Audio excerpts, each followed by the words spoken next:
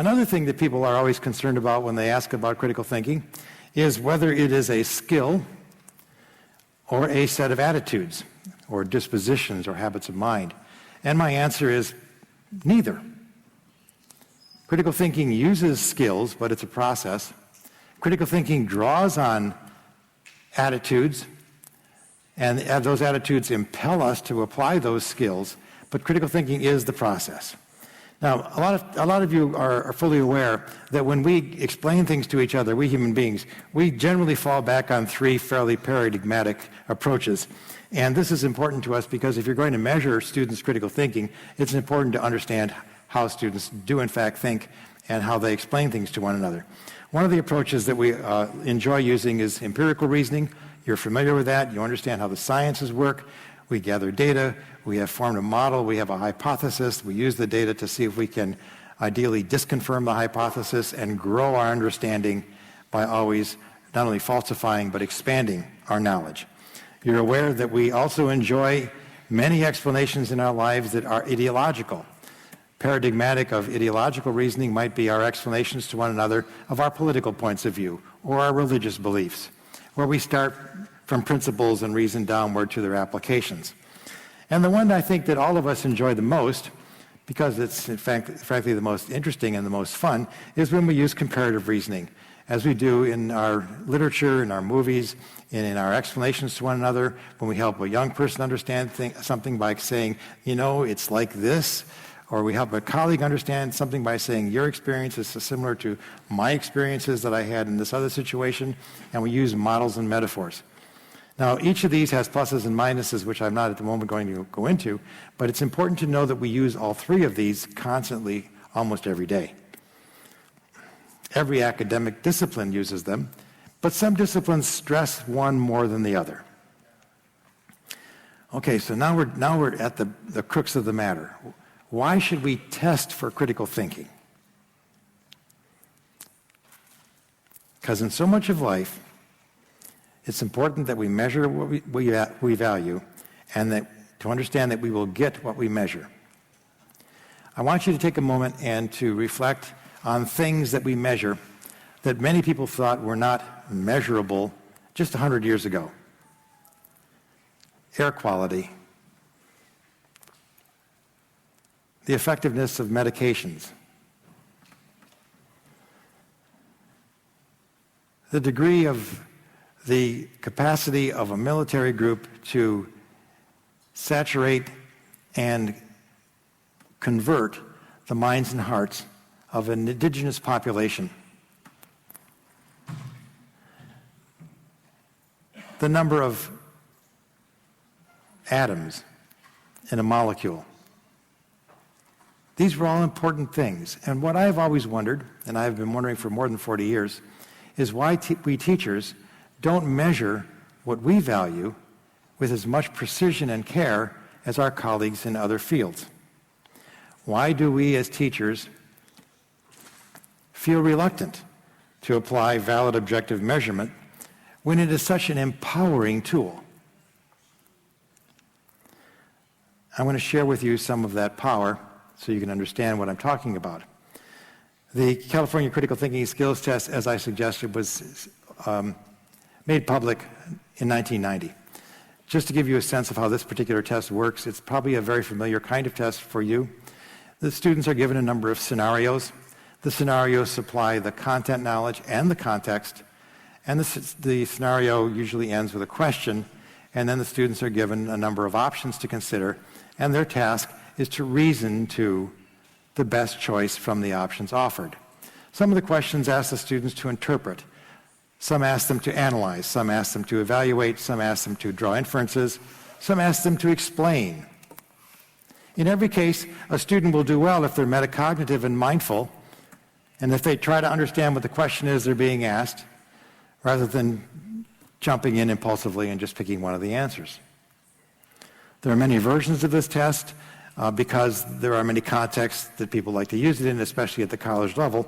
And of course, there are levels of this test for elementary school and middle school and high school as well. What do the data tell us? I want to share with you a research project that we did at a large university. And we wanted to find out at that university whether or not courses in critical thinking at the college level produced any measurable gains. It certainly was an open question. The professors who taught those courses truly believed that they did, but so did all the professors who didn't teach those courses believe that their courses also produced measurable gains in students' critical thinking. We surveyed the faculty. We hardly found a single person in the entire university who didn't believe that they were not also teaching for critical thinking. We wanted to know whether students grew in critical thinking if they didn't take a critical thinking course. I mean, shouldn't college naturally improve our critical thinking? We wanted to know what demographic factors correlated with gains in critical thinking skills. Did men do better than women? Did older students do better than younger students? Did professors who have more years of experience do better than professors who are newer? Did full-time faculty do better than part-time faculty? We had many, many questions like that in our minds. And finally, we wanted to know if there was a relationship between the critical thinking scores of the students and the grades that professors gave their students. We were quite amazed at the findings. We used a pretest post-test design. We also used a design that had a post-test only. We had an experimental group, which were the students who took the critical thinking courses, a control group, students who had not taken any courses, and we even had one department volunteer to let us use a second control group, which were students who were taking a particular introductory course, in this case, philosophy. We found that the students who took the critical thinking courses gained in critical thinking skills, and we were very pleased about that, as were the teachers of those courses. And you might ask yourself, well, what subject fields were they? Well, as it turned out, there were several different subject fields: economics, education, psychology, English, philosophy, several different disciplines. In every case, students gained in critical thinking. We didn't control for the pedagogy the teachers used. We did not control for the textbooks the teachers used. We did not control for anything else about the course except how carefully we measured at the beginning and at the end whether there were gains in critical thinking skills. Well, that was good because the university had a critical thinking requirement, and you wouldn't want students to take a course that was intended to serve that requirement, but which didn't produce the desired result. What about the students who did not take critical thinking courses? Did they gain in critical thinking? No, they did not. That was a fairly big shock. We expected that they were going to gain. We looked at freshmen, seniors, everybody along the way. There was absolutely no gain whatsoever by simply going to college. That was rather disappointing. I hope that if we replicated that research today, 25 years later, we'd get a different result. We found that men and women gained equally. We found that age was not a factor. We found that it didn't make a difference if the professor was full-time or part-time, or male or female, relative to the sex of the student. As a matter of fact, a lot of the things that we thought might make a difference actually didn't. We did discover that if a professor taught the same critical thinking course too frequently, the gains tailed off. I think the professors were getting too tired of repeating the same subject over and over again. This was remarkable research, and we wondered whether or not we were the only ones who found this, and we discovered many years later in a marvelous meta-study by Philip Abrami and his colleagues that's published in the Review of Educational Research that, in fact, our findings were consistent with the findings of 100 other studies. And it made it very, very clear that at the college level, and I believe this is all levels of education, improvements in students' critical thinking skills and dispositions cannot be a matter of trusting to mere luck or implicit expectation. That educators must take very active steps to make critical thinking, reflective problem solving, a clear objective in their courses and in their exams, and in their own training.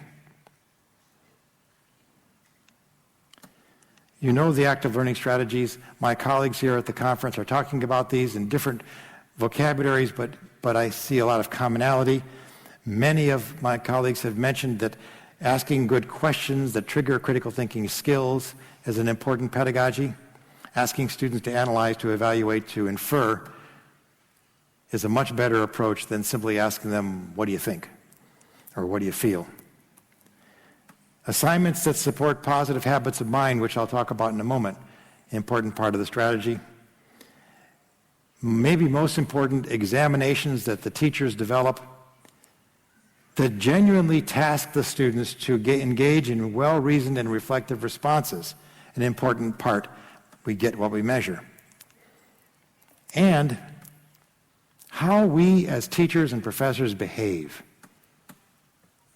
If we behave with respect to our students, if we behave as if we are mindful and caring to seek the truth and analytical and systematic in our approach, if we behaved with a sensitivity toward using our skills to make reflective judgments about our subject matter and about our students, they will see that in us, and they will model their behavior after us. So let's look at some data. And I understand that some of you would have no trouble reading a slide like this, and others of you might, and so I'm just going to try to illustrate some of the key points. This is a slide which represents the skills scores on the California Critical Thinking Skills Test of 3,195 students. It turns out these are college students and they're all at the same university. On this particular test, the national percentile for two-year college students, these are students in their first and second years of college, the national percentile is a score of 21. And on this particular test, these students, on average, scored a 54 percentile. One of the things that educators like about these instruments is they offer choices of national percentiles or international percentiles that educators can use as external benchmarks. So this is a typical group of students. But what is more interesting than that this group as a group is typical, is how different the students are within the group. Notice that there are some students at the far right who have exceptionally strong critical thinking skills. They have scores on this test which I know to be higher than the scores that some of their professors would get. And there are students on the far left who have scores which are, frankly, abysmally poor. And you wonder if that student on that day might have had some sort of medical problem or who knows what. How did they become a college student? This certainly, if that's a true score, this student is going to struggle in every course they take. And of course, the vast majority of students are in the middle ground. There is a percentile on a test like this called a first quartile, represents the 25th percentile. 1/4 of the people on any given test are there. There's a third percentile, and there's a lovely group in the middle 50%. And many times I'm asked by teachers, which group of students should I address my attention to? The top 25%, the bottom 25%, or the middle 50%? Of course, the answer is all. And a good teacher will find ways to develop exercises and assignments that will reach out to all groups. But if you aren't able, because of time or other constraints, then my suggestion would be to focus on that middle 50%. Let's look at the habits of mind and look at some data on these. Again, this instrument was developed a number of years ago. It's translated into a number of languages. And it focuses on a set of characteristics or attributes or habits of mind. This list of 7 came from doing what's called a factor analysis. We didn't know when we started if it was going to be 7 or 6 or 5 or 8. It turned out to be 7. And we tried to find English names that captured the idea that is the cluster of items that relate to one of these factors, each of these factors. But I want to tell you more importantly is that each of the factors which is a positive one is paralleled by a factor which is a negative one. So, for example, truth-seeking, which is the courageous desire to follow reasons and evidence wherever they might lead, it has a negative pole called intellectual dishonesty. Open-mindedness has a negative pole called intolerance. And you probably have met people who are on various sides of this set of poles. There are people who are analytical and always trying to be foresightful. What happens next? There are people who are heedless of consequences and do things that you might say to yourself, why would they ever choose to do that? That's going to cause so much trouble. Didn't they anticipate that? There are people who are systematic and people who are disorganized. People who are confident that reason will help them solve problems, and people who really distrust reason. They actually will tell you, I don't want to think about it because that's not the way I want to solve my problems. I would rather follow an authority figure or do what I've always done or make a decision even by flipping a coin because I don't trust reasoning as individuals or in groups. There are people who are indifferent and people who are curious. And there are people who are imprudent, and there are people who are judicious and wise. So how do students fall out on this, college students? Well, we'll look only at truth-seeking because we don't have time to look much beyond that. Truth-seeking is the courageous desire to seek the best possible knowledge in any given circumstances. And it's the inclination that you've probably seen in yourself and in many others, the inclination to ask the hard questions, to follow the reasons and the evidence wherever they might lead, even if they go against something that might be your cherished belief. Now, this is a very difficult attribute for adolescents. It's a very difficult attribute, period. Truth seekers would not agree, if they were asked, do you agree or disagree? They would not agree that everyone always argues from self-interest. They would not agree that if there are 4 reasons in favor and 1 against, they would go with the 4 just because it's 4. They would certainly not agree that many questions are too frightening to ask, but some people certainly would agree with that. Truth seekers would not be the kinds of folks who would say anything to get someone to agree with them. And certainly truth seekers would not be the kinds of scholars who looked only for facts that already agreed with their preconceptions.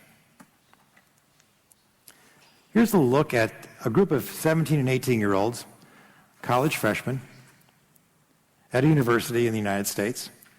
And this is their scores on that one aspect of the critical thinking habit of mind called truth-seeking. And as you can see, it's a bell-shaped curve. And you can see that by the coloring used in the slide, on the green side to the right, those students had a strong disposition toward truth-seeking. They were actually quite eager to be in college, and they were going to try to follow reasons and evidence as best they could, although their actual skills might need more work. They at least had the inclination and the desire. And in this group of people, there were a number of students, college students, mind you, paying high tuition, that were opposed to truth-seeking. They did not think you want to ask hard questions. They were not psychologically prepared to follow reasons and evidence wherever they would lead. These students were going to be a challenge for their professors. And there were many students in the middle, many students between the 2 vertical bars in an area that we would characterize as indifferent, and maybe a college education would make a difference to them. So we looked at these same students 4 years later. Each individual captured that individual and matched it up with that individual's post-test 4 years later. We wanted to know if there were changes. We knew there were going to be changes in skills unless there was some course in critical thinking skills, but would the experience of being in college change their truth-seeking, which is a different kind of thing. It's a habit of mind. And we discovered, in fact, there were positive changes. Some students moved from hostile, at least to indifferent. Some people moved, maybe many people moved, from indifferent to positive. That was very good news. The faculty at that college were very excited about that. This was affirmation that their liberal education undergraduate curriculum was working. Some people, very, very few, but some actually spanned all the way from negative to positive. That was great. 40% almost of the students moved in a positive direction. Unfortunately, 11%, and facts are facts, 11% moved the other direction. They went from positive to indifferent, or worse. In their 4 years of college, they went indifferent to negative. And I would have to say that in those cases, perhaps we as a faculty at that college failed those students. We didn't give them a value, an attitude, a desire, a habit of mind that we very much as a faculty treasured. So now let's think about these two things together. Along the bottom, imagine that we could put all the skills scores. Poor skills, moderate skills, strong skills. And up the side, imagine that we could have a visualization of students who went from being negative toward critical thinking to all the way to students who are positive and strong about it. So think about the students who would have strong skills and a strong desire to apply those skills.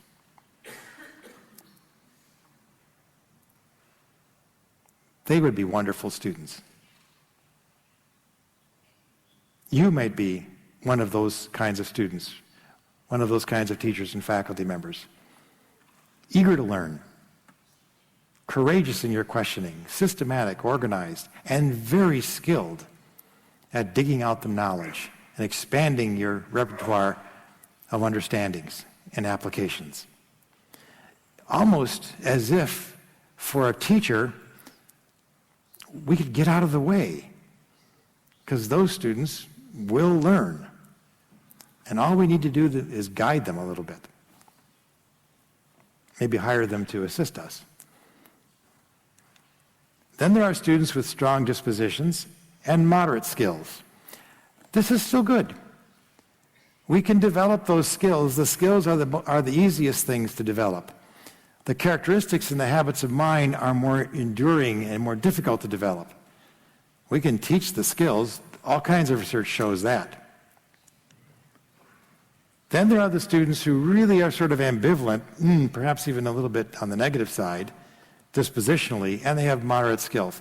These are the challenges. These students need to be not only taught the skills, and they can be taught the skills, they need to be motivated to use those skills, encouraged to use those skills, shown how critical thinking can give them an advantage in the marketplace, in the educational environment, in the practical life that they live. And then we find the students that are the most challenging to us, the students who do not, thank you, care to engage problems using thinking. They much prefer other means. And they don't have very good skills either. And here we have, as teachers, our biggest opportunities and also our biggest challenges. Now, tomorrow I can tell you how an employer would look at this same array of data and which ones an employer would hire and which ones an employer would not give an interview to. But you can probably figure that out for yourself. Most recently, our measurement has taken us in the direction of numeracy. We find that a number of science departments and math departments are interested in critical thinking, but of course want contexts that are more numerical, and that in our complex global society, numeracy skills are incredibly important. These days, in terms of measuring what matters, the company Insight Assessment, to which I'm very grateful for helping sponsor my visit here, is helping over 40 doctoral students worldwide to gather data for their dissertations in all sorts of fields, as you can see, including business and the military, healthcare, and STEM programs.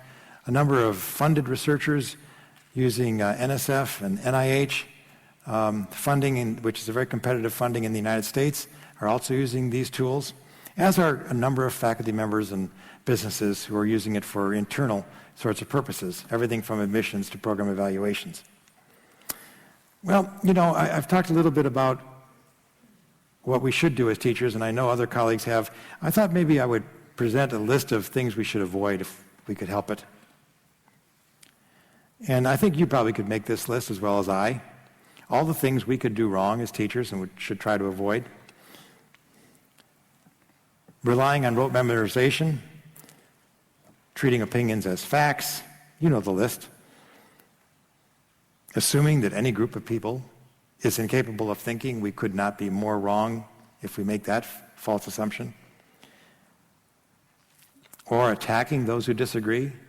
And if you'd like to see these in action, watch the American political parties engage in the next election, because I'm sure the candidates will commit every one of these crimes toward each other. It's not that much fun for an educator to watch, but it gives you wonderful examples to use in the classroom. But let's get back on the positive side of the equation. Critical thinking is like a locomotive. We have found in research projects other colleagues have done that once students learn the dispositions, they endure throughout the period of their time in college and into their professional careers, even if they only spent one semester in the very beginning talking about and learning the dispositions. We have found in our project with the United States Air Force that once students are exposed to and learn the skills, these endure beyond the training program a year or more into the actual deployment and use of those skills by professionals. Critical thinking is a powerful locomotive. You cannot stop critical thinking once you teach someone how to do it. The only thing about this analogy that fails is that the locomotive is on a track. So you know where the locomotive is going to go. And critical thinking is not necessarily on a track. You cannot predict where the mind of the student, the mind of a group of people will go once you empower them to engage in critical thinking. It's a process that cannot be stopped. No topic is forbidden. No belief is beyond question. And rightfully, although I'm not among them, some people are very threatened by students who engage in critical thinking, or professors or teachers who teach critical thinking. They're very threatened. Here's a picture of some of them. Boko Haram, ISIS, and other groups like that want to put an end to Western education because they know that at the very core of Western education is this fundamental capacity to address problems and solve problems reflectively that once learned cannot be unlearned and cannot be stopped. To learn more about critical thinking and how it is pervasive and how it connects with so much that we do in our civic lives, I urge you to download for free the English or the Spanish or the Chinese or whatever version of this article, Critical Thinking, What It Is and Why It Counts. It's available on many websites, including the Insight Assessment website. And I want to reiterate my conviction, based on 40 years of research and many, many consulting activities with businesses, with the military, with healthcare, and with education, that critical thinking is first and foremost, a key part of a sensible democracy, for it enables us to make group decisions together well. It is also what enables us to engage in deep and disciplined learning. It's essentially practical, everyday problem solving, but in a reflective and thoughtful way. And it is certainly, from everything I've ever seen, the key predictor and measure of professional success. It can be defined. We saw the consensus definition. It can be learned. A great deal of research shows that. Your own experience teaches you that. It can be taught effectively, and you know the methods. And most importantly, it can be measured objectively with great precision and validity and reliability, allowing you a lot of variance and a lot of data that can be used to help individual students and groups of students. There are a number of free resources at the organization that sponsored my visit here, Insight Assessment. I urge you to go to their website, tap the Resources tab. At that website, there's about 50 different things there that you might find helpful to you. There's also a free app that the company makes available. And I want to close with both the invitation to ask me questions after my talk by coming up here, and also with a little bit of a paraphrase of something that might be mindful of you of a bit of Pauline scripture. Critical thinking is skeptical without being cynical. It is open-minded without being wishy-washy, is analytical without being nitpicky. Critical thinking can be decisive without being stubborn, evaluative without being judgmental, and forceful without being opinionated. Thank you very much.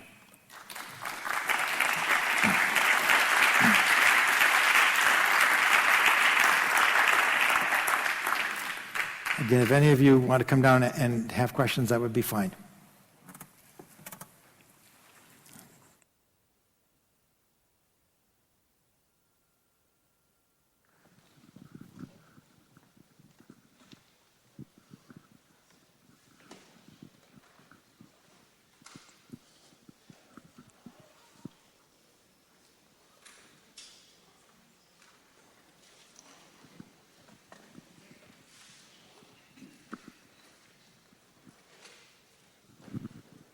Peter, thank you very much for the presentation. You've been working in this area for a long time now, and there seems to be a lot of data supporting how good critical thinking is.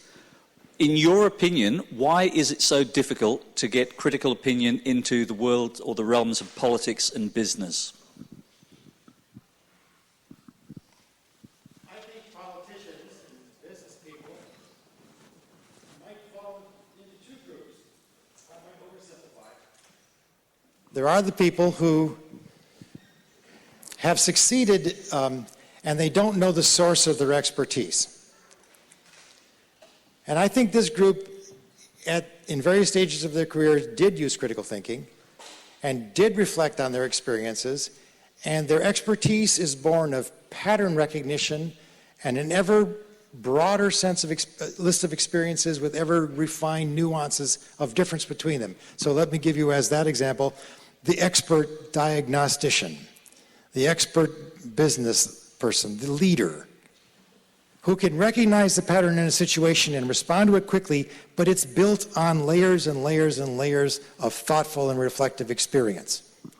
So I do believe there's critical thinking there, and their typical mistake is to not recognize that a given situation is actually slightly different than they think it is. They get the diagnosis wrong.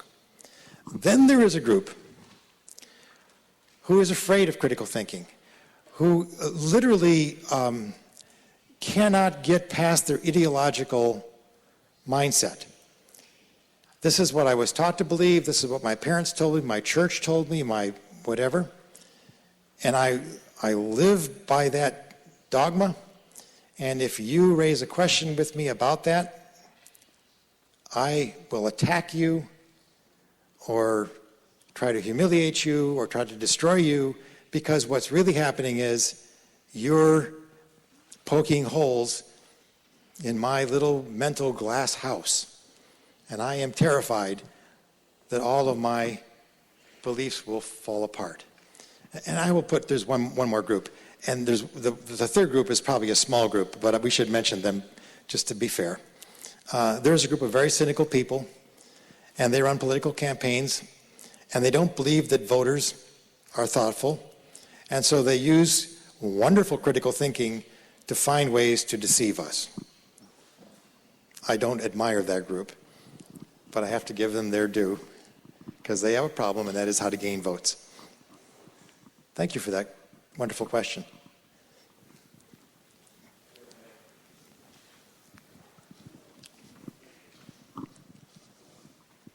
Any other questions, please?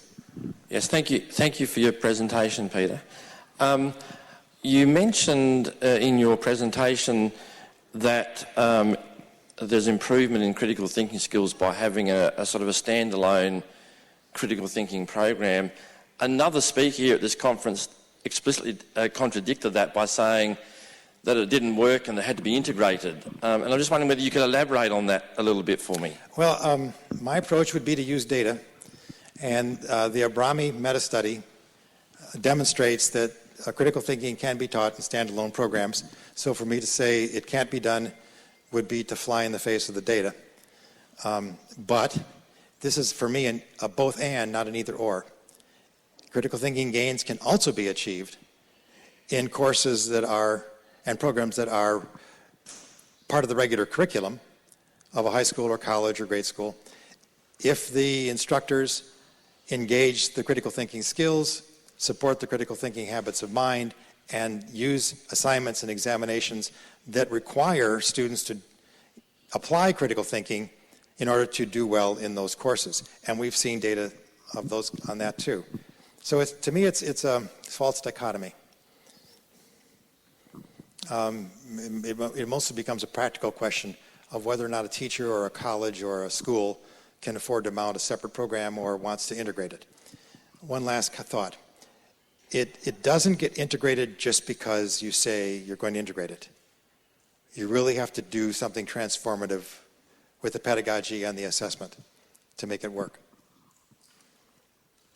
And this will be another heresy I'll speak. There's no discipline that has the market cornered. I've seen success in every academic discipline, and I've seen failure in every academic discipline. There's nothing automatic about this way or that way. It has to be intentional. Thank you. I think a terrific question. Are you with a college yourself? For the university? Okay. I was last week at Clemson University, and when they have a marvelous project, and if you're with a university, I would suggest you look at Clemson just to give you one more model of a highly successful university-wide approach to critical thinking. What was the name of the university? Clemson University, it's in South Carolina in the United States. Thank you.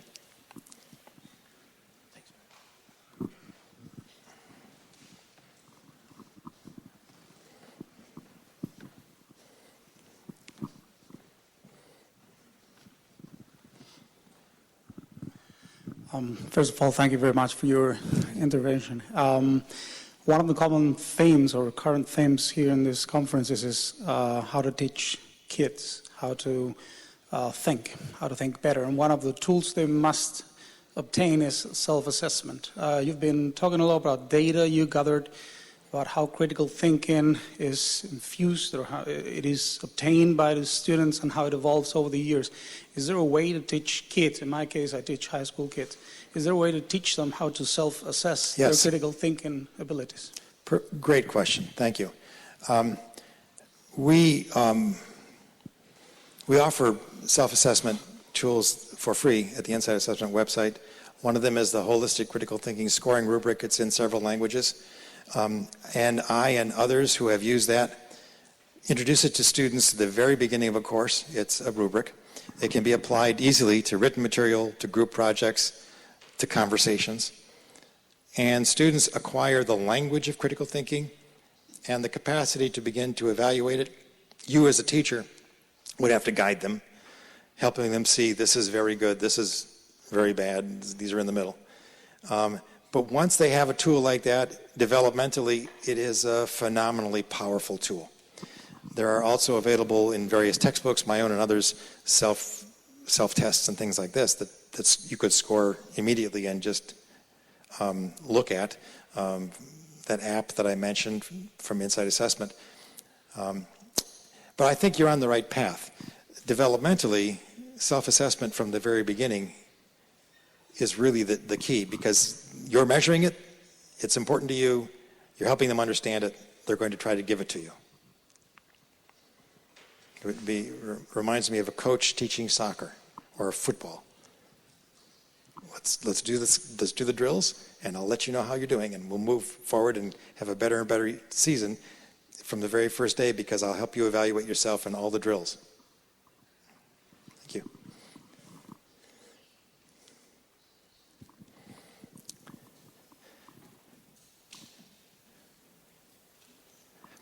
Well, thank you very much. You've been very kind. Thank you.